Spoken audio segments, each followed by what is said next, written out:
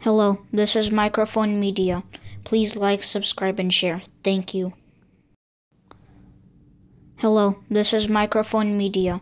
Please like, subscribe, and share. Thank you.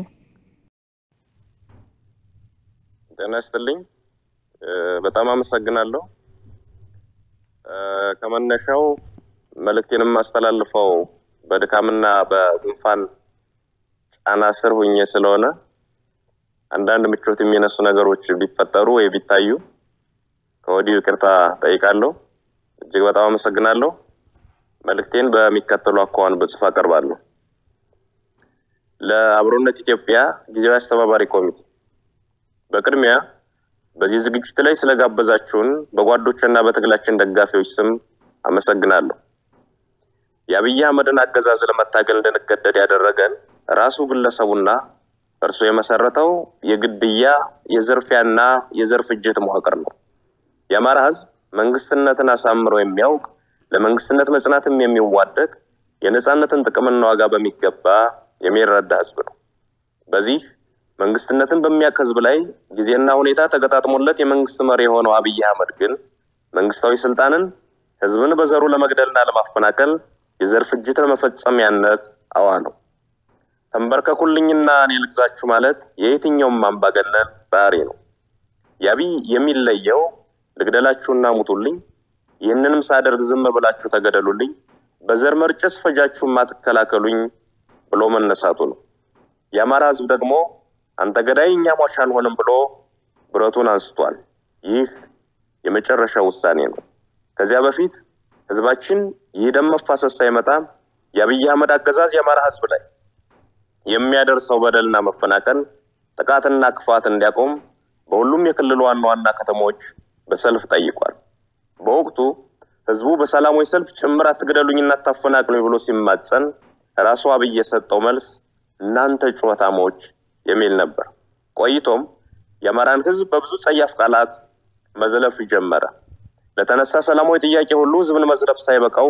ጠመንጃም ብቻ ሳይሆን ቀበቶንም ማስፈትቻም በረከካለሁ ብሎ ዘመተ ቁጭ ብለናል ሞትም ያለ ትውልድ ይህ ሰውየና ምስለኔዎቹ እስካሉ ድረስ እረፍትም ህይወትም አይኖርኝም ብሎ ህልውናውን ለማረጋገጥ እየታገለ ይገኛል ወዳጆቻችን እንዲያስታውሱት ጠላት ደግሞ እንዲገባው መግለጽ የሚያስፈልገኝ አንድ ነገር አለ የአማራ ህዝብ ወደዚህ አይነት መራራ ትግል ውስጥ የገባው መሮት ብቻ አይደለም የሰላም መንገዶች ሁሉ ተዘግተውበት እንጂ የታመመ አዲስ አበባ ሄጄ ልታከም ቢል ተደብድቦ ይመለሳል በተለያዩ ሀገሪቱ ክፍሎች ያለን አማራ እየገደሉ የተረፈውን አፈናቀሉት በአንድ ወቅት የተባበሩት መንግስታት ድርጅት እንዳለው በ11 የአማራ ክልል ዞኖች ውስጥ 11 የተፈናቃይ መጠለያዎች ተፈጠሩ እነዚህን ተፈናቃዮች የደቡብ የኦሮሞ የቤኒሻንጉል ህዝብ ያፈናቀላቸውና ውጡልኝ ያላቸው አይደሉም ገድሎ የተረፉትንም ነቅሎ ያፈናቀላቸው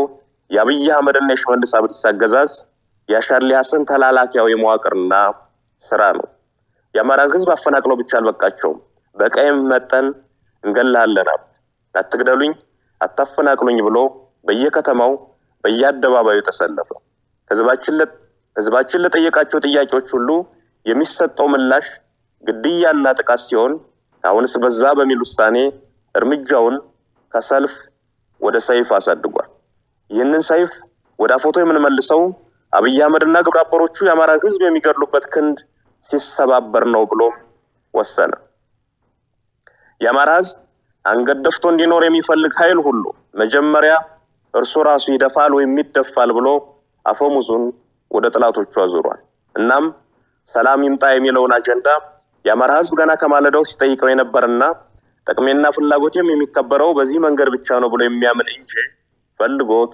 ወደ ውጊያ የገባ አይደለም ተገዶ የገባበትን የትግል እያካሄደ ያለው ሰላምን ለማጽናትና ለማምጣት በሚወዳት ሀገር ውስጥ በሰላምና ከሚወዳቸው ኢትዮጵያውያን ወገኖቹ ጋር እንደ ልማዱ በትብብርና በህብረት ለመኖር ነው ሰላም ስትራቴጂካዊ ግባችን ነው የትግላችን ግብም ህልውናችን በዘላቂነት ማረጋገጥና ሰላምን ማምጣት ነው ሰላም ይምጣ ጦርነት ይብቃ ማለት የጦርነት ጠማቂዎች ገለል ሊበሉ የጦር ወንጀለኞች ለፍርድ ይቅረቡ ማለትም ነው የአማራ ህዝብ ሆነ የመላ ኢትዮጵያውያን ጠላትና በፈረቃም በጅምላም እየገደለ ሰላም የነሳን ሐኪሙም ወዛደሩም ነጋዴውም አርሶ አደሩም ሰርተው እንዳይኖሩ ያደረገው የአብይ አህመድ ገዳይ መንፈስ ነው።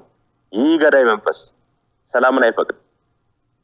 መንግስትነትና መንግስታዊ ስልጣን እጅግ ጥንቃቄ የሚፈልግና ብቃትንም ግድ የሚል ቢሆንም የአብይ ገዳይ መንፈስ ግን መንግስትነቱን ለማሳየት የሚጥረው የመግደል አቅሙን በማስፋትና በማብዛት ነው። መንግስትነት የማህበረሰብን ችግር ለመፍታት ምን ሰራው፣ ምንስ መስራት ይኖርብኛል የሚል መሰረታዊ ጽንሰ ሐሳብን ማዕከል ያደረገ ቢሆንም የአብይ አህመድ ገዳይ መንፈስ ግን ሲያሰላ የሚውለው ስንት እናት ገደሉ፣ ስንት ህፃን አረሩ፣ ስንት ሴት ስደፈሩ እያለ ነው። የአገር ልማት አቁሜ በ10 ቢሊዮን ዶላር እዋጋለሁ፣ ሺህ ዓመት እዋጋለሁ ሲል ያልሰማው ኢትዮጵያዊ የለም። ይህ ገዳይ መንፈስ አሁን ወይም የአማራ ህዝብ አስገዳጅ ሁኔታ ውስጥ ገብቶ ትጥቅ ትግል ማድረግ ከጀመረ ጊዜ አንስቶ የመጣ አይደለም። ገና ስልጣን ከያዘበት ሰሞን ጀምሮ ሲናገረው የነበረ ሆኖም በብዙ ተስፈኛ እምነቶች ምክንያት የተሸፈነለት የሚያንቀሸቅሽ ደም የማፍሰስ ግብና ግብር የነበረው ሰው ነው።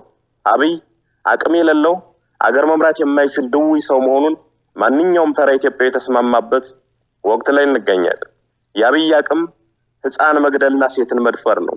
የአብይ አቅም ቤተመንግስት ቁጭ ብሎ ከ500 እና 800 ኪሎ ሜትር ላይ ሰው አልባ ድሮን በመተኮስ አራስ መግደል፣ መምህርና ተማሪ መጨፍጨፍ ነው። የአብይ አቅም የድሃ ልጅ እያስገደዱ ጦር ሜዳ እየላቁ መማገር ነው። አብይ አንድ ግራም ፖለቲካዊ ዕውቀትና እንጥፍጣፊ ወታደራዊ ችሎታ የሌለው ሰው መሆኑን ለማወቅ ባለፉት ዓመታት ያካሄዳቸውን ጦርነቶች ኦዲት ማድረግ በቂ ነው። አንድም ጦርነት ያላሸነፈ ብቻ ሳይሆን ደግሞም ማሸነፍ የማይችል አቅመቢስና አገር ጠል ሰው ነው። የአብይ አቅምና ችሎታ ኢትዮጵያን እየዘረፈ በውጭ ሀገር ፎቅ መደርደር ነው። የአብይ አቅም በቴሌቪዥን እየቀረቡ ድርድር ውሸት ማውራት ነው። አብይ ችሎታ የለውም ማለት ግን ጭካኔ የለውም ማለት አይደለም።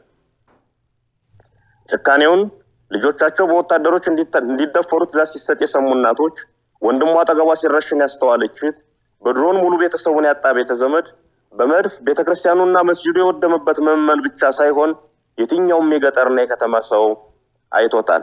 ይህ ሰው የሚመራው አገዛዝና ለእርሱ ታዛዥ ሆነው የተሰየሙ የሰላም ጸሮች ሁሉ መመንጠርና የጋራ ሀገር እውነተኛ እኩልነትና ነጻነት የሰፈነበት ኢትዮጵያን መፍጠር አንዱ ገዳይ ሌላው ሟች ሳይሆን ሁላችንም ነዋሪ የምንሆንባትን ሀገር መመስረት የዚህ ትውልድ ታሪካዊ ኃላፊነት ሆኗል። የአማራ ህዝብ ይህንን ትግል የሚያደርገው ጦርነትን ለማቆምና ሰላምን ለማምጣት እውነተኛ ፍትህ በማስፈን የልቂትን ምዕራፍ ለመቋጨት ነው። የአብይ አቅም መግደል ነውና የመግደያ በትሮቹን አስጥሎ ህዝብ በሌሊትም በተኛበት ቀንም በዋለበት እገደላለሁ የማይልበትን ሁኔታ ለመፍጠር ነው። በዚህ አገዛዝ ያልተገደለና ያልተበደለ ህዝብ የለም ብለን እናምናለን። ከዚህ በኋላ ባለችው ኢትዮጵያ ውስጥም አንዱ ተንበርካኪ ሌላው አንበርካኪ የሚሆንበት መንገድ መኖር የለበትም ብለንም እናምናለን። ሰዎችም በሙያቸው፣ በማንነታቸው፣ በሃይማኖታቸው፣ በጾታቸውም በፈረቃና በተናጠል የሚገድለው የሚያስረውና የሚያፈናቅለው የአብይ አህመድና የምስለኔዎቹ ስብስብ በስልጣን ላይ እስካለ ድረስም የትኛውም ህዝብ ሰላም ያገኛል ማለት አይቻልም። እንደዛም አናምንም። በመሆኑም የጎንዮሽ አለመግባባቶችን እየፈታን ዋናው ሰላማችን ጦት ዘበኛ የሆነውን አገዛዝ ለማስወገድ በሁሉም አይነት መንገድ መናበብና መነጋገር ያለብን ወቅት ላይ እንደምንገኝ ማስታወስ ያስፈልገናል። ይህ ግለሰብና ሎሌዎቹ አገሪቱን ይጠሏታል። የእያንዳንዳችንን ህይወት ማሳጣት ሲያቅታቸው አገር አሳጥተውን እነርሱ ወዳዘጋጁት አገር መፈርጠጣቸው አይቀርም። ያ ከመሆኑ በፊት ያንዳችን ቁስል ለሌላችን ህመም ሆኖ አንዳችን ለሌላችን ደራሽ ሆነን ተባብረን ይህን አገዛዝ ለማስወገድ መናበብና የጋራ ግንባር ለመፍጠር መሽኮርመም የለብንም። የኢትዮጵያን ፖለቲካ ኃይሎች ገድዬ አሰሬና ከፋፍዬ ጨርሻለሁ የሚለውን የአብይ አህመድን እብሪት በመተባበርና በመነጋገር አንድ ሀገርና አንድ የጋራ ጠላት አለን በሚል መንፈስ በመረባረብ ማሳየት መታገል ይኖርብናል። አብሮነታችን መጀመር ያለበትም ከዚህ ነው። የጋራ ሀገር የጋራ ጠላት አለን፣ በጋራ መታገል ይገባናል ብለን ማመን። ይህንን ስናደርግ ሰላምንም እናመጣለን፣ ጦርነትም ያበቃል። አዲስ ትውልድ፣ አዲስ አስተሳሰብ፣ አዲስ ተስፋ፣ ክፋት ለማንም በጎነት ለሁሉም። አመሰግናለሁ።